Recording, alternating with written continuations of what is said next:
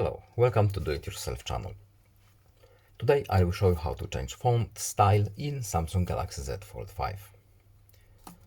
To change font style, we have to go to settings first, then we are looking for accessibility options and invisibility enhancements. At the bottom we have font size and style. Here, of course, by default it's default style, naturally, but we can change it quite a bit. And as you can see, these are the one you can select at the start. Of course, you can download more if you want, but they are all in this little menu here.